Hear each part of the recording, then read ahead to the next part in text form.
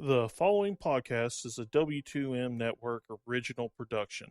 Visit W2Mnet.com for all of our other great podcasts, plus news, reviews, articles, and opinions from the worlds of wrestling, video games, football, and entertainment.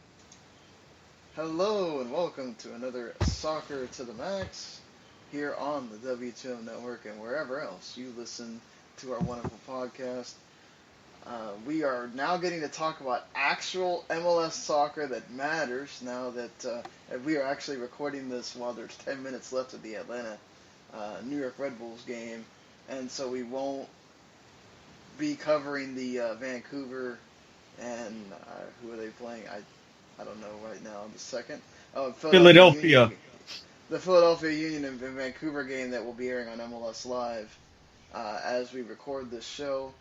So, I am your host, Sean Garmer, here with me. You just heard his voice, Mr. Erik Watkins. Yeah, I can't take too many matches like today. Orlando City, I love you. Great way to christen the new stadium, but I mean, come on. I don't want to feel any older than I already am. Can you help me out, please? Well, Kaka looks like he's feeling a little old himself there. So, Rachael, can't forget about her. Mr. McKriger, how are you doing? As New York just scored another goal to make it 2-1. Hey, I love myself an interesting matchup, but all I care about is that Clint Dempsey Deuce is back in Seattle and he is back scoring goals. Go Sounders. And go Atlanta United. I really want to see them win. We'll have to see. They'll have to make this an interesting one Oh, with the last. Red Bulls just scored. Yep. I just jinxed Atlanta. I'm sorry, Atlanta United fans. You can throw stones at me later. Technically, they scored beforehand, so you get a pass on that one. If anything, blame me. I step away from the TV and Red Bulls score twice. So, Dang it, Erik. It's your fault. So we will talk about MLS Week 1, going through the storylines of what happened, and also got some stuff about the She Believes Cup. 2 games down, 1 to go for the United States with their last one against France on Tuesday. And we also got some CONCACAF Champions League now that that's wrapped up. And we'll talk about a little mixed Diskerud. What does he do now that he has been bought out by NYCFC? So, guys, we might as well start from the beginning here. Friday, Minnesota United go to Portland and get thumped 5-1. Is this a sign of things to come for Minnesota? Should they be expecting more of this year? Welcome to the league. hey there. How about that Wild? Don't you know? I mean, yeah.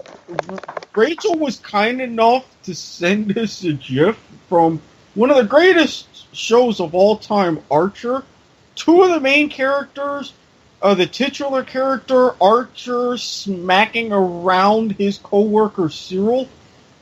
Yeah, I have a feeling Minnesota's going to be feeling like Cyril for a lot of this season. I mean, that was just not fair. Not fair.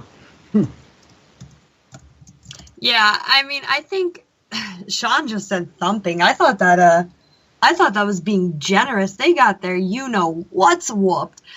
It's just, oh my gosh, that was so bad. Like, I didn't watch the game live, but I did catch the game at like 2 o'clock in the morning. Shout out to Fox Soccer to go for that sweet app. But my goodness, that was just, I mean, I really don't even know what to say besides the fact that was so godforsakenly awful from Minnesota. Like, I feel bad for all of the journalists, including my friend Megan Ryan, that has to cover the team this season, because if that's how it's going to be the whole season, they're going to feel like how I did covering the Riverhounds last season. It is going to be a long, long season.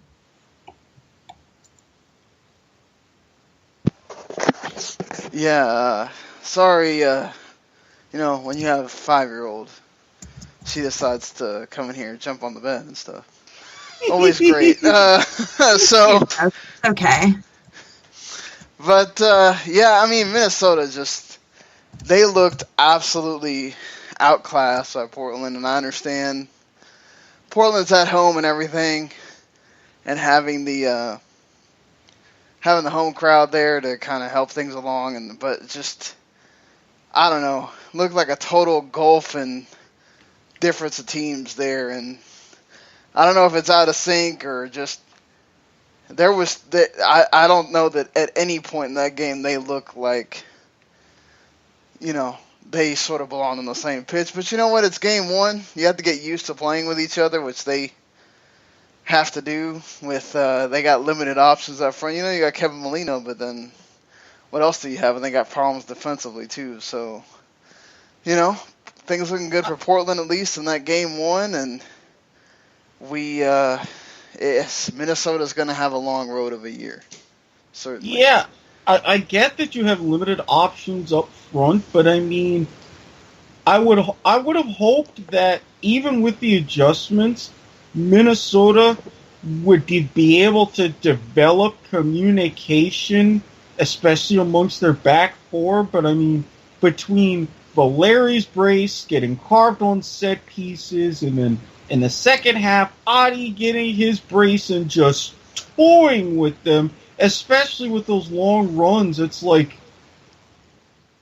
I guess there's nowhere to go but up, maybe?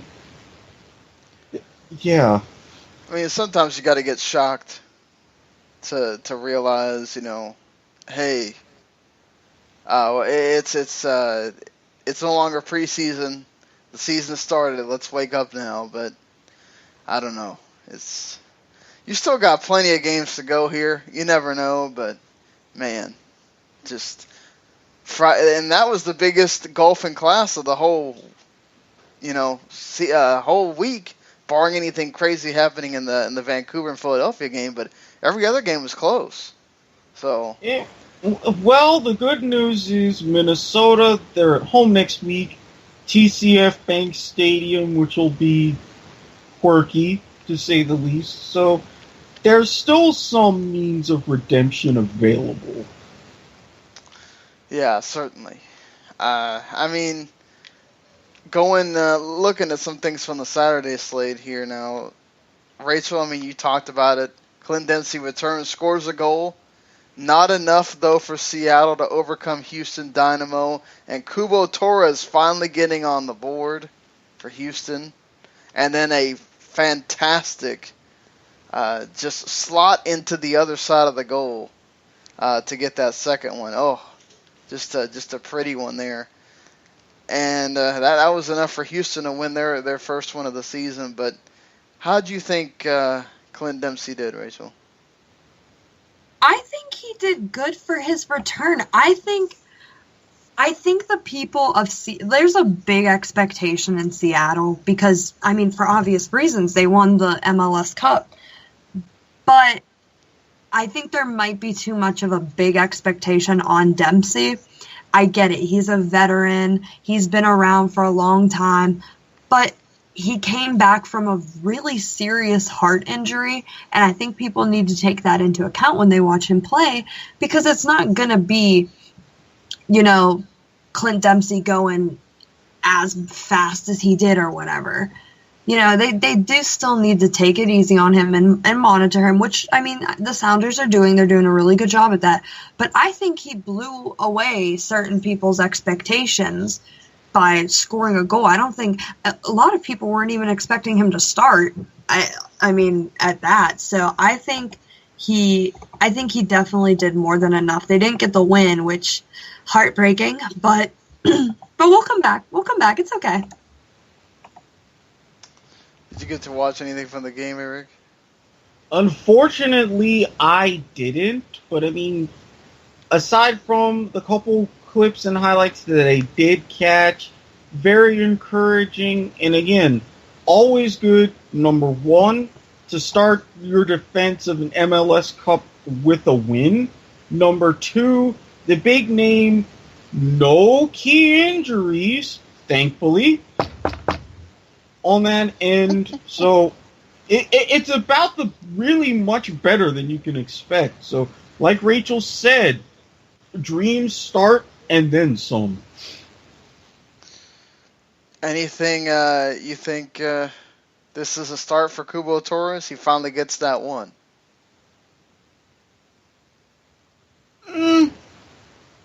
I think if this could, at the very least, I don't want to say probably a burgeoning potential partnership, but if things go along, especially towards the summer, we had previously talked about Keisuke Honda eventually coming, so if that doesn't fall through, it's not like they're pinning their hopes on anything in particular. So this is very encouraging in that sense. Well, what isn't really encouraging is Atlanta with a guy sent off because he decided to cleat someone while he's on the ground. And they're playing with 10 men with about 4 minutes, with the now in injury time here. So the youngsters melting down at the end. Kind of sad, honestly. It could have been worse. It could have been worse. At least Atlanta United had a lead. Oh, yeah, sure. I mean, getting that big goal in that first half was huge for them. So, Red Bull certainly showing their defensive problems again in that game. But it's just interesting. Oh, sorry. Go it's just interesting to see now the Red Bulls without, Dax McCarthy. And, they really, he's a void to fill, but obviously they've done it, They couldn't say they didn't do it if they weren't, winning this game, but, they're doing it.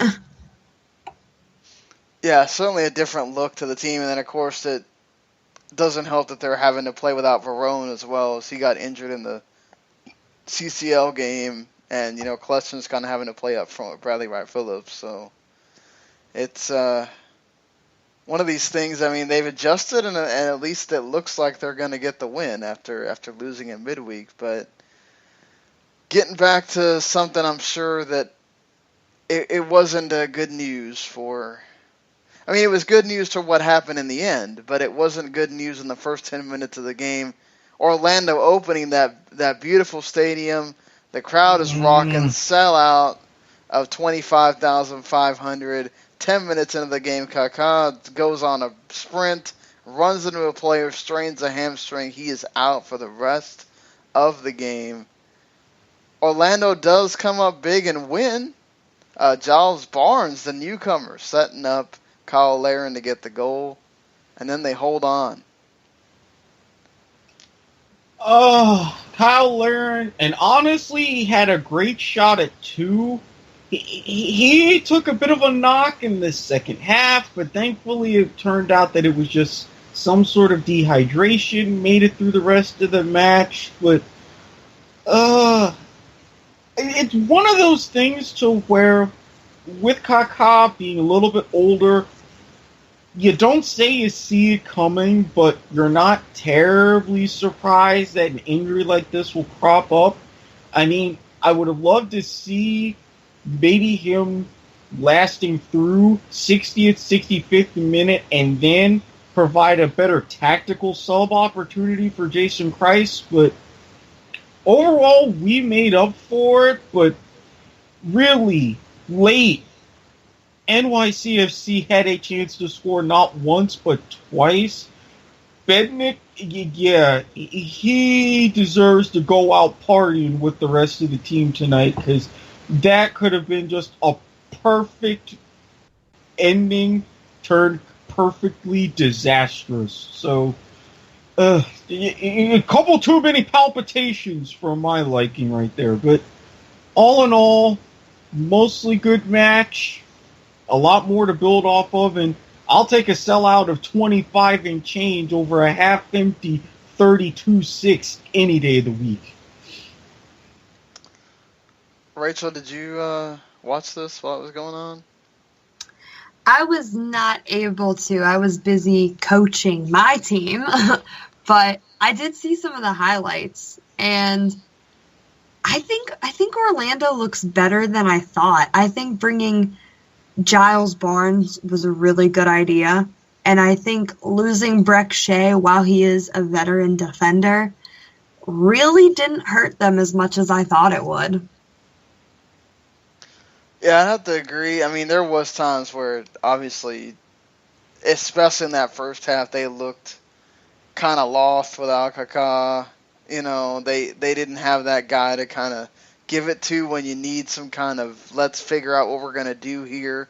But they held on, and then in the second half, I mean, Rivas was doing his typical, let me miss it by a mile stuff, but he was at least getting chances for the team.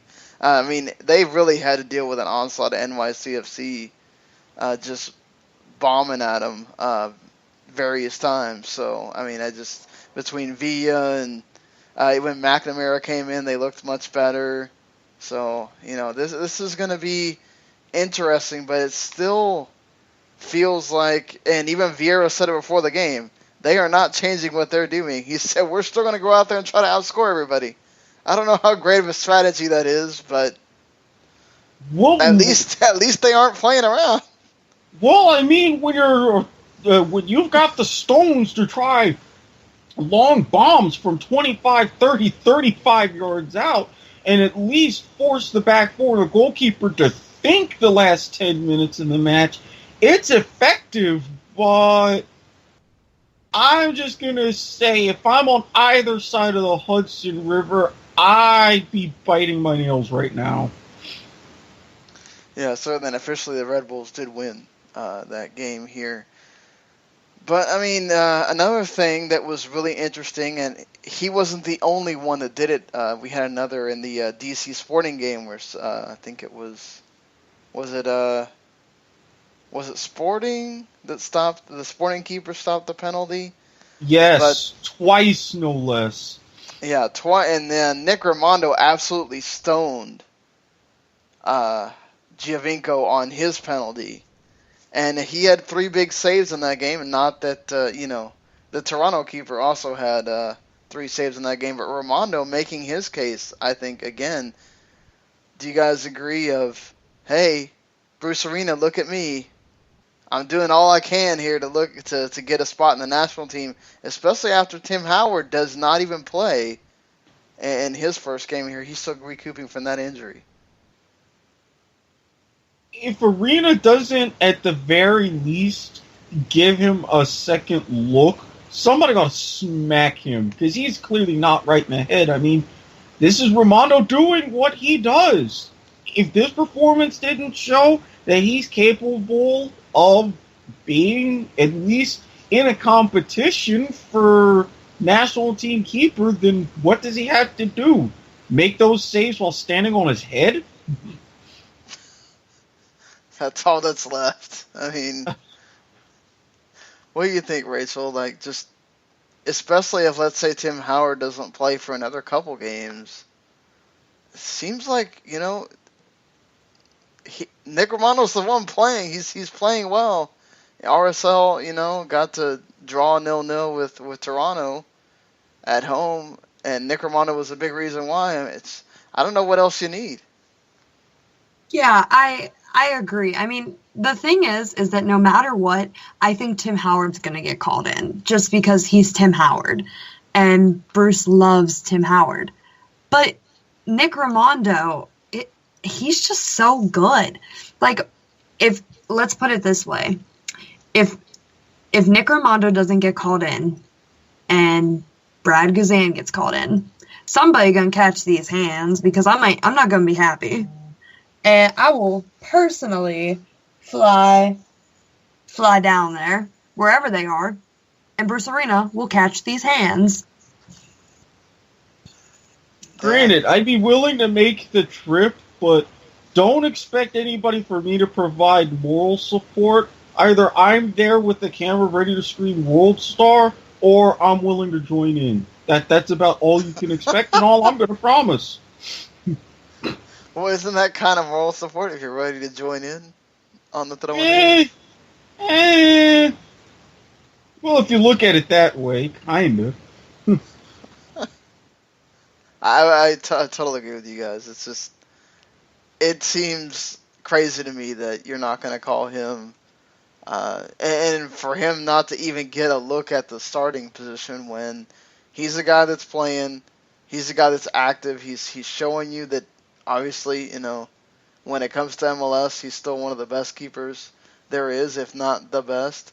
And I mean, stopping a penalty is no joke, no matter what league you're in. And Giovinco almost went to China for some big money, decided to stay, and that dude has scored plenty of goals last year in MLS.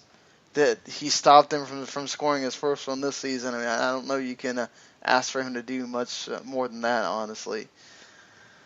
And speaking of that, I don't know that you could have asked for FC Dallas to do better than they did in that game against LA. The stats may not show it because I think LA wound up having a lot more possession or whatnot, but Dallas absolutely dominated that young LA team to the point of, it was 2-1. And honestly, that goal that the LA Galaxy got shouldn't have been a goal. I wonder if VAR was around to start the season, if that wouldn't have been called back, because that was a total dive job by Mr. Rowe. Don't get me started about the potential of VAR. I had a moment like that myself, but I mean, as we've seen in many sports, time and time again, possession does not matter if you win.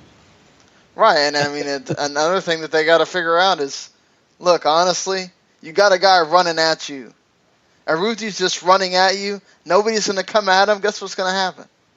He's going to put it in the old onion bag. I mean, I don't know what to tell you, but you got to challenge that. Yeah.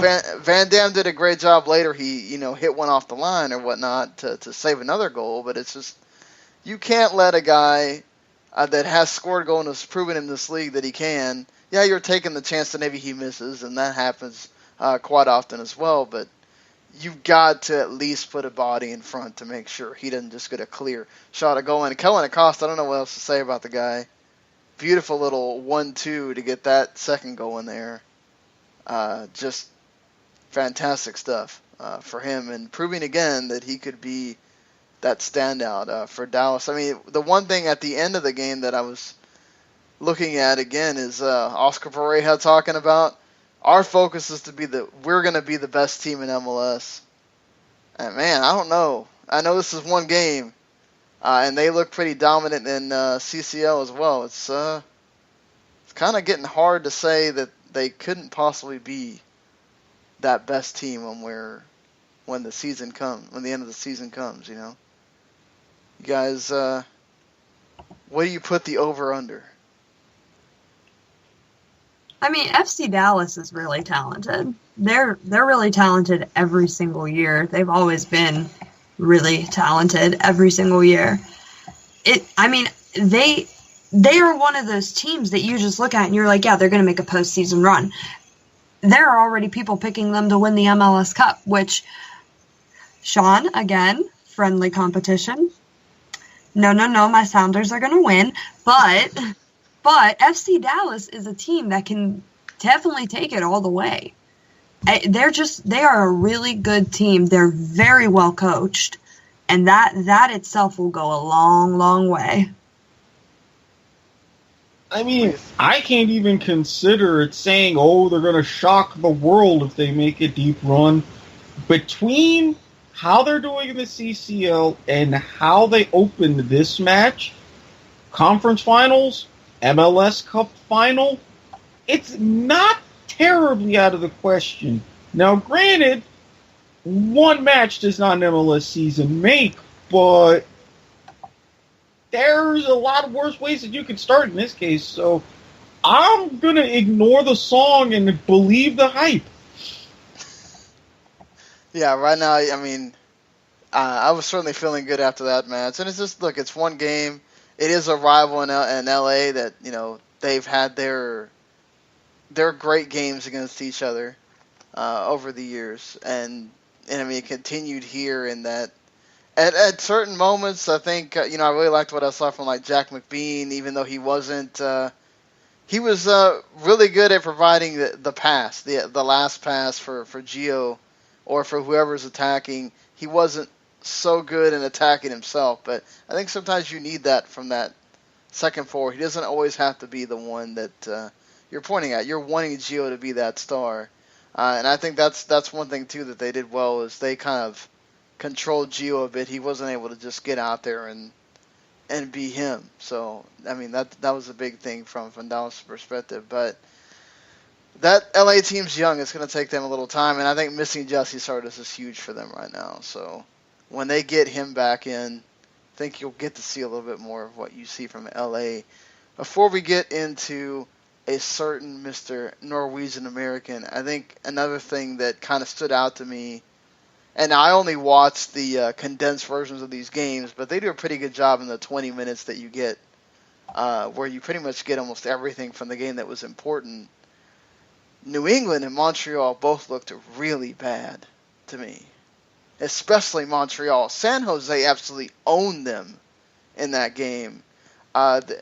The chances that they had were really slim.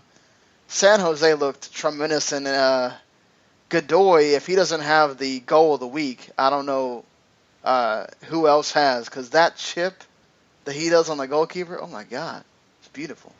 But I mean, I don't know how much you got to see of anything, but I know a lot of it. Both of us picked, or I think all three of us picked New England to kind of be on the lower end of the standings this year, but game one already not giving you much faith. Well, like with Minnesota, Boston, Celtics are doing okay.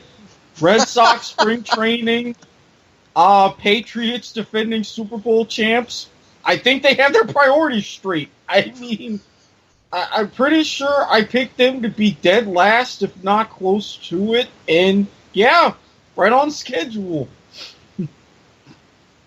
This is one of those times where you kind of wish there was such a thing as promotion and relegation, because yeah, maybe Mr. Kraft would put a little bit of the money from the Patriots towards the Revolution, at that point.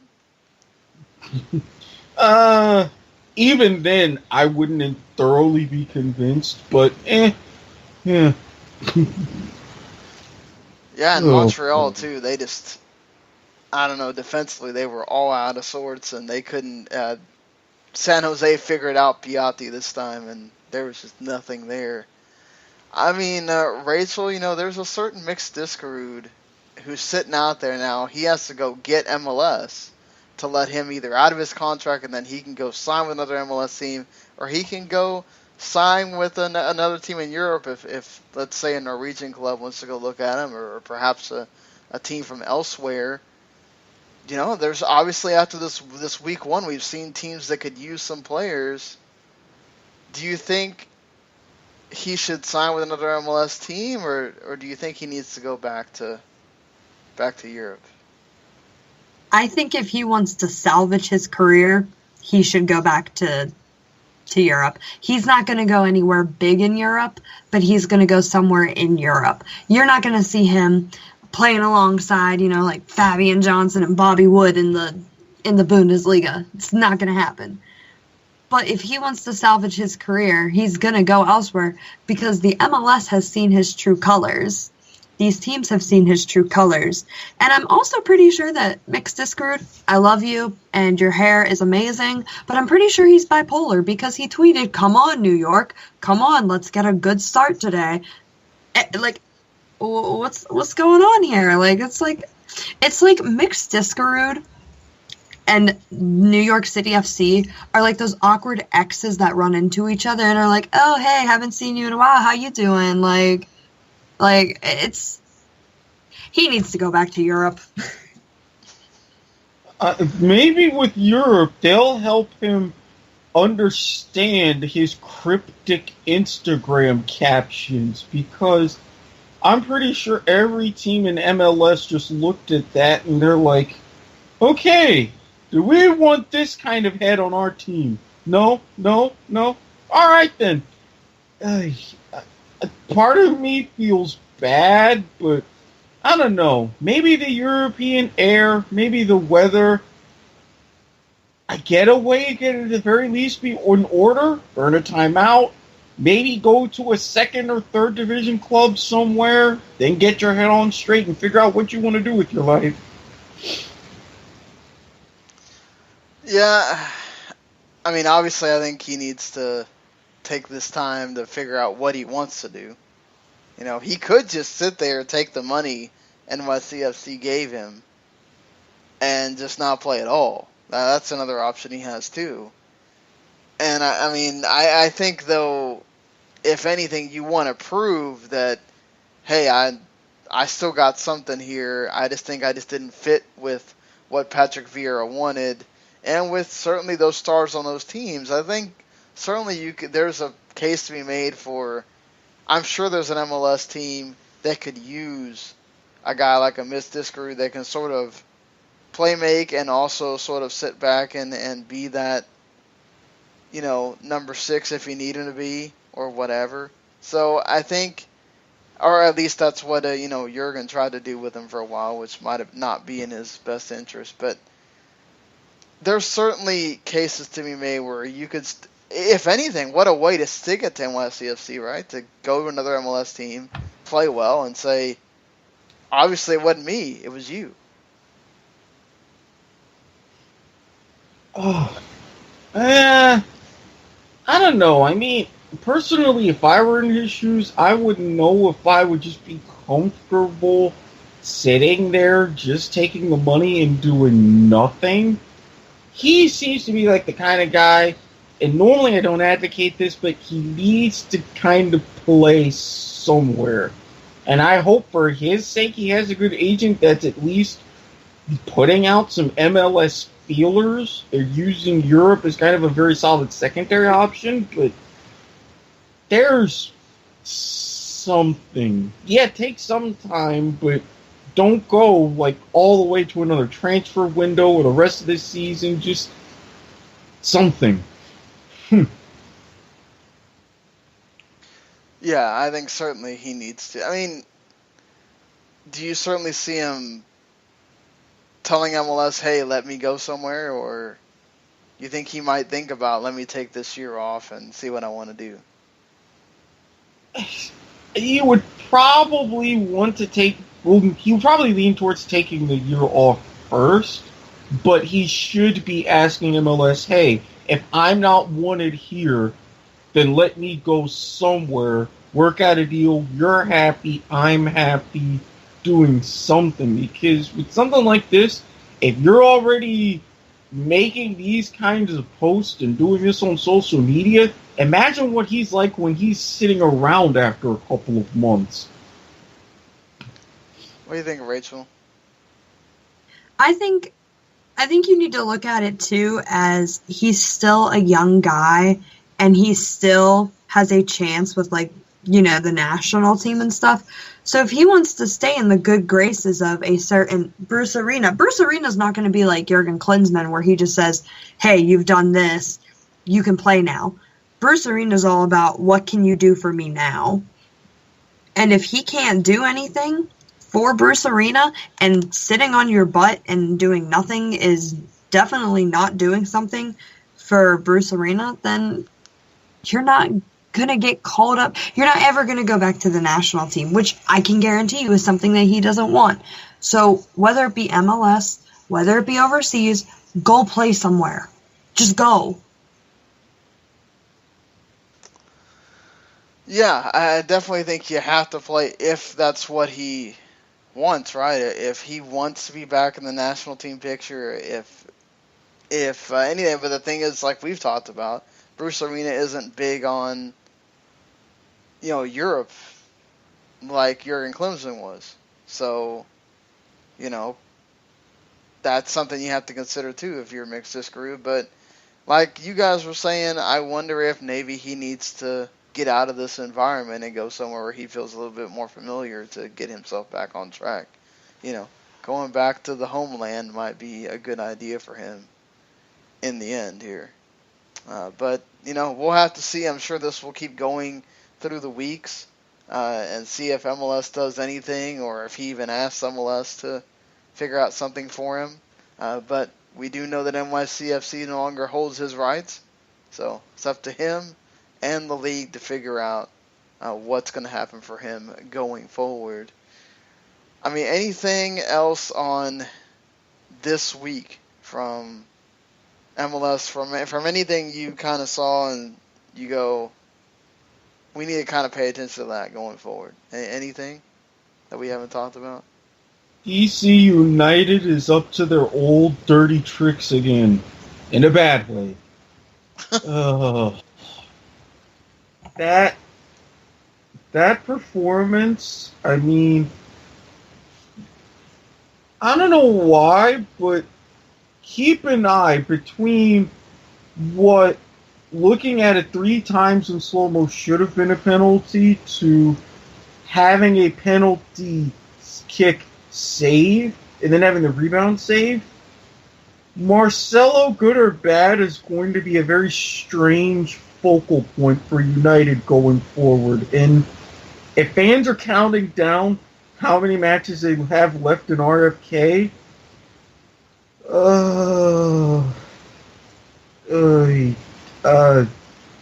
yeah. Sometimes there are just no words. I mean, up front, they can't decide whether or not to be too cute or to have one person run up there all by his lonesome. Oh, conundrums. That's one of the conundrums. Yeah. This is one of the non-personal conundrums. I'll just leave it at that. Smart decision. DC United, you need to get it together. You're giving Erik more conundrums than he really needs to deal with right now. Yeah, he really doesn't need more of them. Yeah, I have enough of my own life, thank you very much, DC United. I don't need you adding to that, especially now. Hey, at least the goalkeepers look good, though. Well, of course they did, and they would be some other key considerations that I would at least be looking at if I were Bruce Arena, but other than that, oh Lord. I mean, Bill Hamid's always kind of been on that fringe, right? So he'll certainly be a guy that I think he's looking at if, say, for some reason Tim Howard's just not fit to go. But I think by then, he'll be fine. Just, I don't think they had a reason to rush him out for the first game, and obviously they didn't. Colorado was fine with Zach McMath, and they won. So, I think we kind of covered a lot of there for MLS. Let's move on to what the women are doing in the She Believes Cup. They still got one more game, but Rachael, how do you think they've fared so far in the first 2? What was that word again, Erik? Conundrums? Yes. The U.S. women's national team is giving me a conundrum. They lost to... Well, they beat the defending Olympic champions, Germany, but then they lost to the Lady Lions of England. They have to win on I believe it's Tuesday against France if they want to win the She Believes Cup. And that's not going to be easy because France is on top of the totem pole in the She Believes Cup, and they're not a bad team. Watching France, they're a really good team. They're really good. They drew with Germany, but still, they're a good team. Just the thing with the U.S. is they need to start focusing on different players. And they are somewhat doing that. Jill Ellis brought in some other NWSL players like Jessica McDonald, like Lynn Williams, but she still needs to branch out more. And if these last 2 games have taught me anything, it's that Ashlyn Harris, as much respect as I have for her, she is not the replacement for Hope Solo. She is not the next starting goalkeeper for the national team. It's Alyssa Nair. And I say that because Alyssa Nair did not get scored on. She was the one that was in goal for 1-0 win against Germany. Ashlyn Harris was the one that got scored on against England. Nayer's just all around. I think she's just a better goalkeeper than Ashlyn Harris. It'll be interesting to see if Jill Ellis decides to start Alyssa Naeher or Ashlyn Harris, or she might even go straight to Jane Campbell, who was just drafted by the Houston Dash, who played college ball in Stanford. And I'm just going to put it this way. I'm nervous for Tuesday. I'm nervous for Tuesday. France is a really good team. They've got a really strong squad. It's just conundrums. Okay, and I wanted to ask about this because I was able to catch the highlights of the England match, and especially given the U.S. recent history, 2 1-0 wins, now a 1-0 loss. I mean, was there anything peculiar about those last few minutes? Because if I remember right, the goal was scored in the 89th? Yeah, it was the 89th or like the 86th or something like that. It was really late.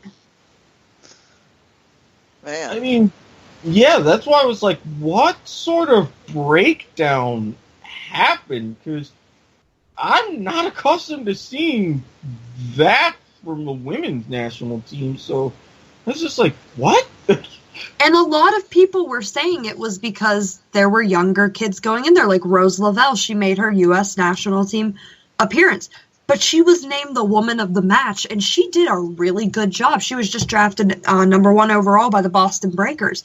So for Boston, side note, quick NWSL side note, that's a pretty good look for Boston, who has struggled for the past, oh gosh, how many years now, to see Rose Lavelle do so well at a national team level when the NWSL hasn't even started. But anyway, it's just a matter of goalkeeping and defense. They need to get a solid back four again. I don't know why they changed up the back four from the World Cup.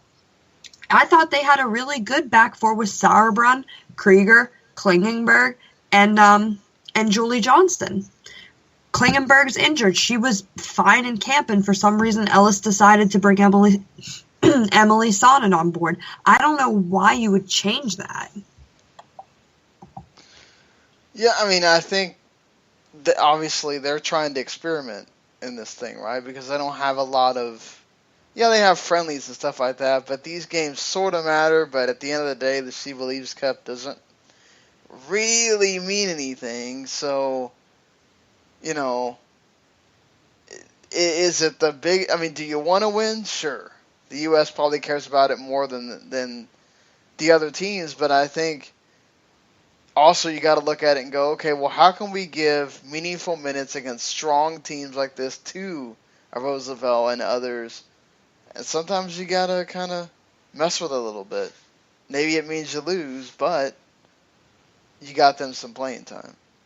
I think the most disappointing part of it all, though, was the fact that they lost on the day that they honored Christy Rampone.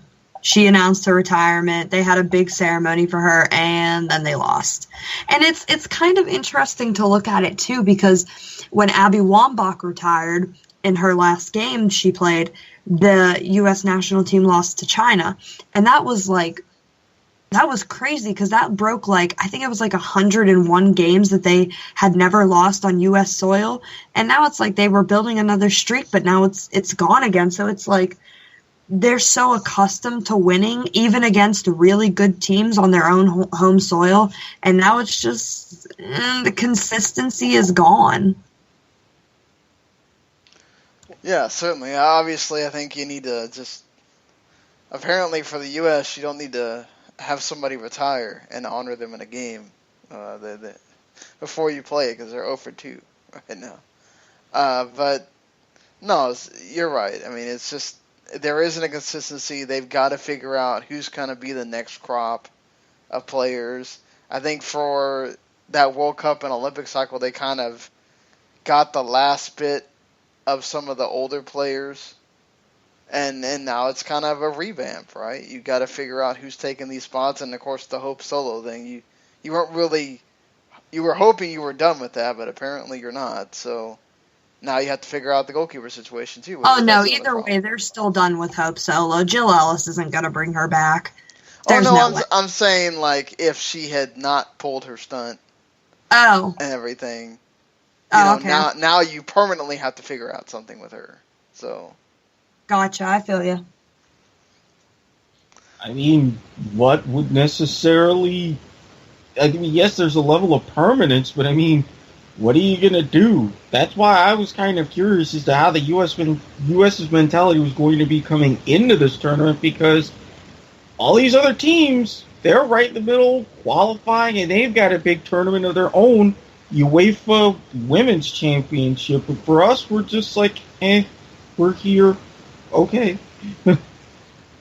right, yeah, that's another thing too that we should think about, is that this is a really sort of big deal for, again, like the U.S. cares about this, and they have, and it's a U.S. like sort of thing that they do for promotion wise and all that too. But the Euros are sort of going on for the women, and they've got to get prepared for that. So this is a way to do that and test yourself against, you know, number one team in the world, and of course Germany and England and France. So hopefully the U.S. can get that win on Tuesday.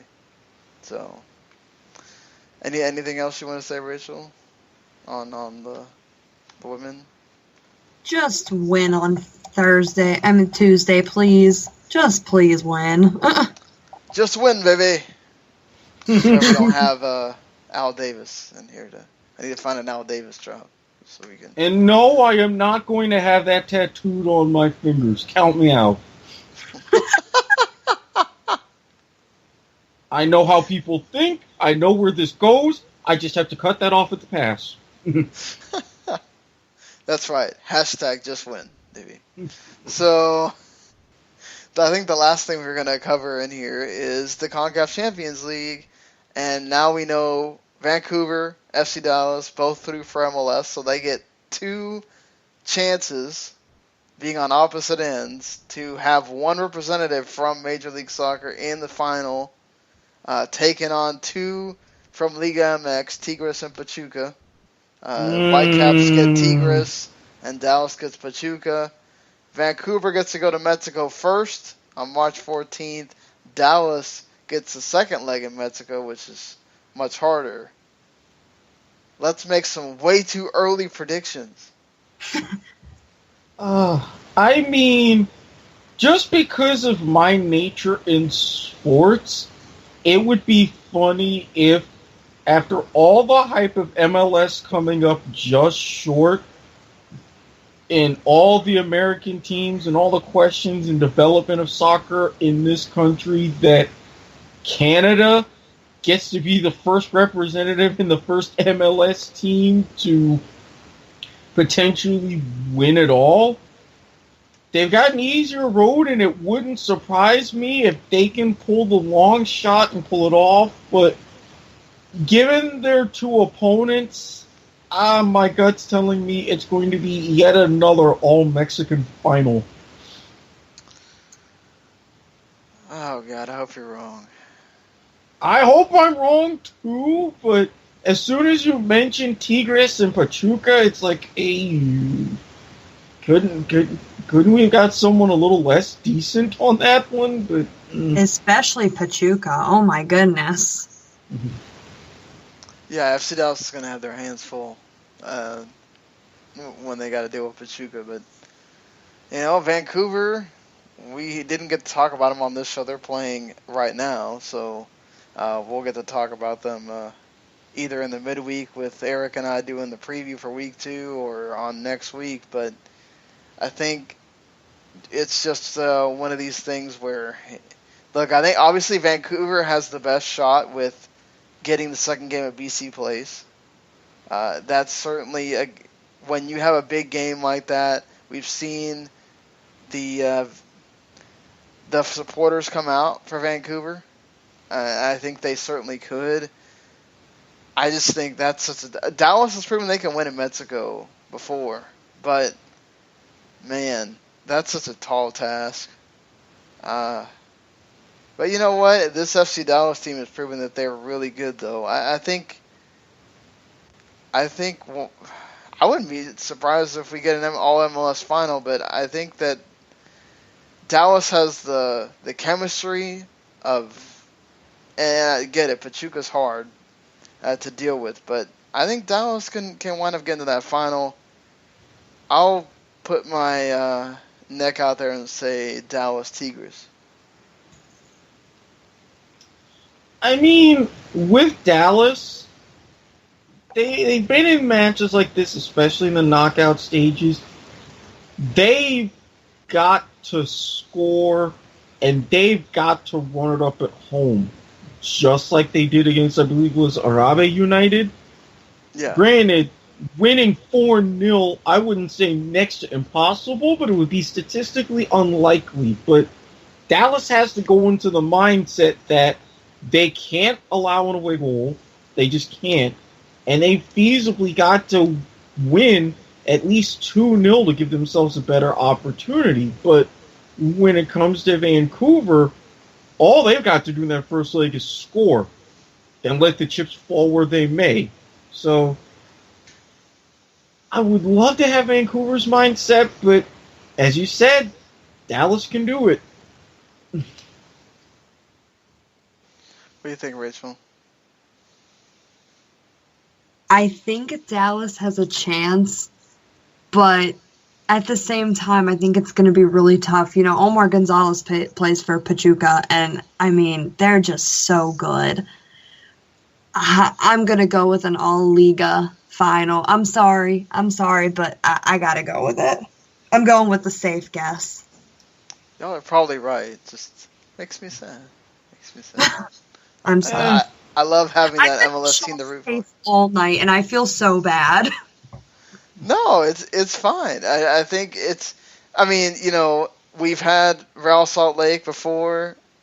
We've had Montreal a few years ago as well. They were the first Canadian team, so it's very possible that, you know, Vancouver gets to be that second Canadian team, as Erik mentioned, or maybe we get Dallas, or maybe we get neither, and MLS once again gets to bow out right before the final, which I think that would be even worse for MLS, as much as they want to talk about having advanced in so many other places. You know, speaking of MLS, the New York Red Bull, they lost to Vancouver, and they did not look good in losing either. They lose 3-1 on aggregate, 2-0 in that second game. And Jesse Marsch, of course, this is not the first time we've seen Red Bull. They lose in the playoffs. They do so well in the regular season. They lose in the playoffs. They lose in CCL. They're just not good in these big moments when they really need to show that they've turned the corner. And Jesse Marsch had this to say. He said, Vancouver deserved to win and to move on in many ways because I felt that their guys were up to the challenge. They fought. They battled 50-50 for tackles and fouls. They made the game ugly at some points, but they were willing to show how much they wanted to fight for every play, and we didn't meet that standard. Isn't that a failure of Jesse Marsch in a way? Or do you think this kind of has to go with the whole deal with the mix-up with Ali Curtis and everything else of what the Red Bull kind of all the stuff in the off season? Where do you guys have a lean one way or the other? I mean, this is not a good look for the Red Bulls right now. And we talked about this last week, I think, how much this would matter if Red Bulls lost.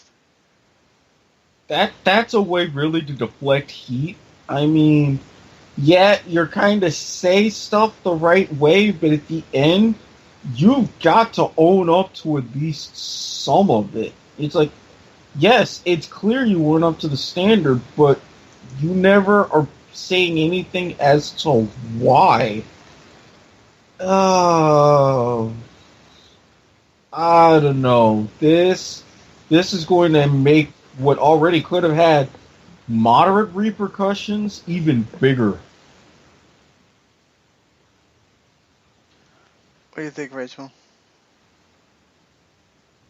Oh, jeez. I think a lot of it has to do with the internal thing. Allie Curtis going, a lot of loose ends that weren't quite figured out. I mean, I personally, I really like Jesse Marsch. I think he's a really good coach.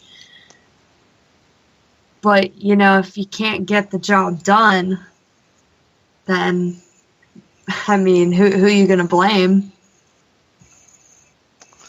I mean, yeah, you certainly can't blame the players because they can't. I mean, you can blame the players for not performing as well as, the Vancouver players are not fighting as much. And that was the one thing that I kind of looked at and saw, and I was like, man, it just feels like the Red Bull just aren't feeling the same way that Vancouver is. Like, Vancouver really wants to win this.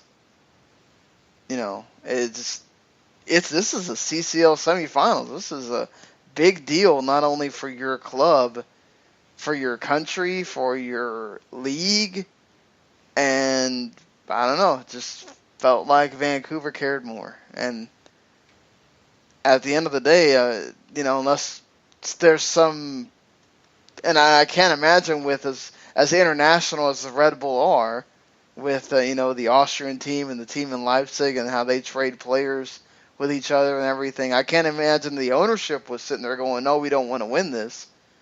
So it has to come from somebody why that feeling wasn't there for the players.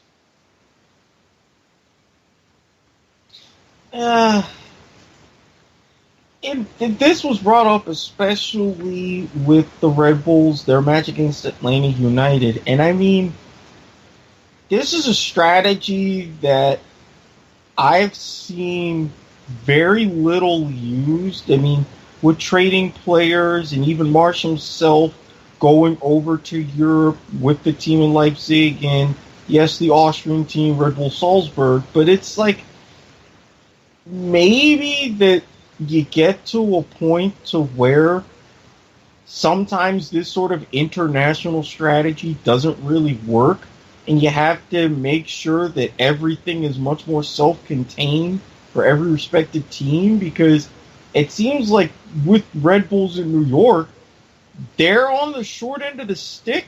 I mean, it seems Salzburg's been having a lot of success, Leipzig's been doing just fine, but Red Bulls are starting to get left out in the cold, and you kind of wonder how that's happening, how that's developing, and how you really want to stop it, because this is a team that could very easily implode. And not just for the Red Bull organization as a whole, but having a cornerstone MLS franchise go through potentially what could come, that could deal a little bit of a hit to the league. So, this is a hint of snowball to me. Do you kind of agree with Erik, Rachael? Are you worried a little bit? A little bit. I mean, yeah, I think I agree with what Erik said. Snowball's a good analogy. Obviously, winning tonight was big for that. I mean, because imagine they lose again, 2 in a row. That's what people are talking about even more. But they happen to pull out the win here, so I think that might quell it a little bit. It obviously is going to depend on how this season goes, right? And the thing is, too, we've seen them do great in the regular season, and then when you get to the playoffs, that's what matters, right? I wonder if they go out again, anything but MLS Cup, if, Jesse Marsch is looking at not being there next season. Do you think it could come down to that? Just maybe, or if they decide they win tonight, but say they go through their next 7-8 matches and they only get points from half of them, that could inspire the powers that be to pull the trigger even sooner. Well, let's hope for Mr. Marsch that doesn't happen. I hate to see coaches get sacked in the middle of the season. That's always one of the worst things, honestly, just because as we experienced with the Bob Bradley thing for Swansea, is just it's always that thought of, man, did they really give him a shot? Or I mean, Jesse Marshall's been there, so that's a different situation. But yeah, it's just what's amazing too is apparently Salzburg and Leipzig could both wind up. One of them has to cancel out the other as far as who goes to Champions League next year if they both make it, because you can't have two teams that are owned by the same group be in Champions League.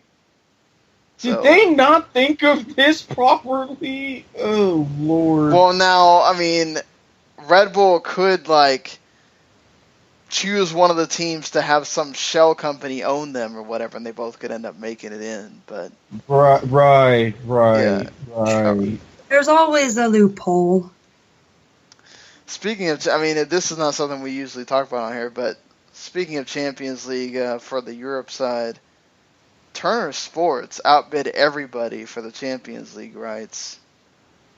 And now in 2018, they will be the folks that we're watching UEFA Champions League games on, which they come back this week, actually, 2 huge games, including Arsenal and Bayern Munich, and then Barcelona has to try to pull off some ridiculous comeback. But the thing I've been hearing is that this may not be the end. Turner Sports could be deciding that they want to make just like what they've done with the NBA. This is their other niche that they're going to go after. They're going to go after a bunch of other soccer things. I'm sorry, what? Yeah. Okay. If you think about it, I think you have much more. Think about Kobe Bryant, love Barcelona and all that. I think you have a lot more crossover with basketball fans who might watch soccer than you do with NFL fans or baseball fans or all right. Sean, you might remember this. Rachel, you're a little young. But do you remember way back in the day, mid to late 90s, when TNT and TBS, they had Sunday Night Football, especially the first half of the season? Yeah. Sort of. Exactly. Sort of.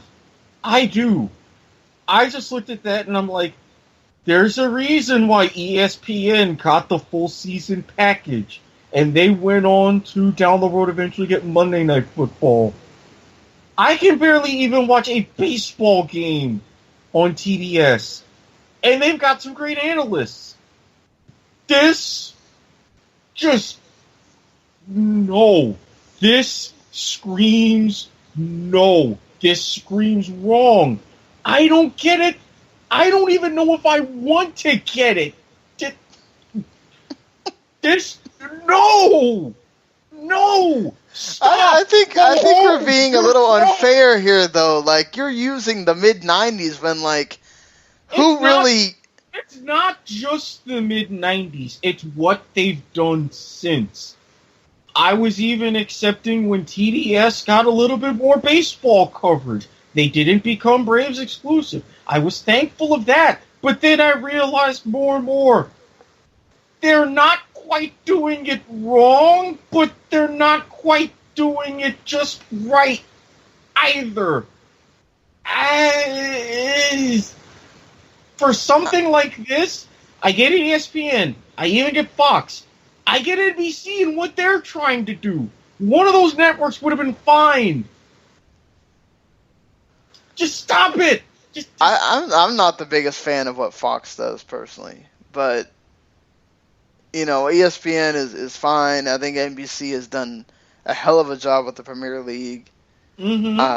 NBC didn't want to bid. ESPN can't bid for anything because they have tied themselves so far up the ass of college football that they are screwed for a long time. And the NFL. And that's the thing. It's not even the NFL is also a big deal here, but they have locked themselves up so far in the college football thing so that nobody else can even be any sort of a player that they can't get anything. So this as a side note, TBS tried to do college football, Big Ten and Pac-12 games. No, it was Pac-12 and Big 12, and that was just some years ago. So, oh boy, I'm going to give them the benefit of the doubt. They have a whole year and change, plus it'll be after a World Cup. You never know who's around, who's available. You know, there's so much soccer commentary talent that's coming out of the woodwork now. I mean, and you've still got a year and a half to figure out who you want, how you want to do it, all that kind of stuff. I mean, the only thing I do worry about is that they don't have the amount of channels to be able to give you the full, okay, what, are you going to get one on TNT, one on TBS, and then like, what, True TV might have a game, and then all the other games are going to be, well, if you don't have DirecTV, you're screwed. Yes, you can't watch them. Not to mention, look at what, especially not so much TNT, because TNT has branded themselves as the sports arm of the Turner Media conglomerate. TBS, they take games if they have to. They just brand themselves comedy shows. Right. They've carved out that niche perfectly. How are they going to adapt and adjust to this from a fan demographic perspective? Now, granted, if they get the right crew, I'll give them a shot, but they're like, okay, we're going to revive these shows that were on Fox. We're going to take these big sitcoms. This is what we're going to be. Right, but remember when those Champions League games come on, right? And then they've already said they're going to come on at 1 Eastern and 3 Eastern now. So, oh my God. What is on at 1 Eastern? Nothing. What, Days of Our Lives? You're going to be watching that instead? I mean, so, nothing against Days. So that's going to make it even harder. As someone who has a mother who watches a lot of daytime television, as someone who used to watch a lot of daytime television, I get it, but now you're painting yourself into an even smaller corner. I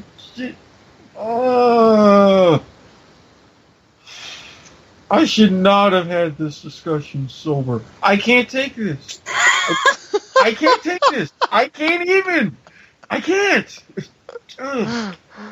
Erik, put your thing on mute and just start screaming. No, because then it would carry, and even with the door closed, people would wonder what's wrong with me. And I have that question asked of me enough lately, so. Oh. I mean, do you have any worries about this, Rachael? I mean, you're the one that watches more European soccer of us. I mean, I watch when I can, and it's definitely hard to broadcast it over here. Like, I watch the Bundesliga. I'm dedicated because I wake up at 9 o'clock to watch said Bundesliga. It's worth it, but, you know, it's hard to reach it over here. Give it a test shot and see how it goes, but I don't know. We'll see. I mean, you got to think about, too, though. TNT and TBS have a bigger reach than FS1 and certainly FS2. So that's not, I mean, maybe this does wonders for European soccer. You know, and it's going to hurt MLS because people will watch European soccer and then all of a sudden see the quality of MLS and go, I don't know about if I want to watch that league or not. But, you know, I think it's a positive for soccer in the country, and that's always good.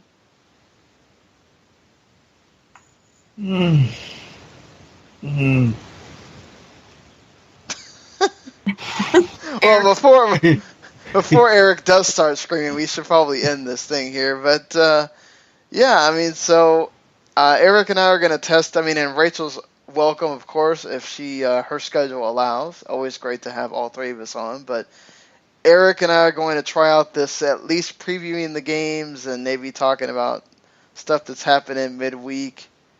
on Wednesday nights after, he does the Foxy and the Squid show. Probably about 30 minutes, somewhere around in that area. It's not going to be very long.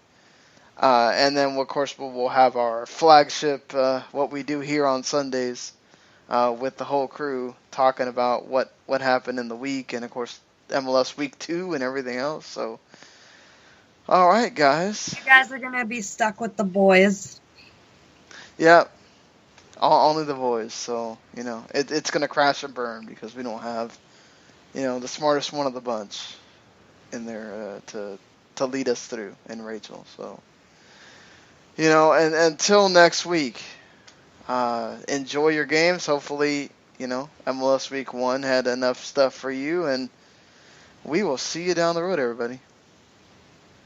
See you later, if I can regain my sanity. Pasta. The following podcast is a W2M Network original production. Visit W2Mnet.com for all of our other great podcasts, plus news, reviews, articles, and opinions from the worlds of wrestling, video games, football, and entertainment.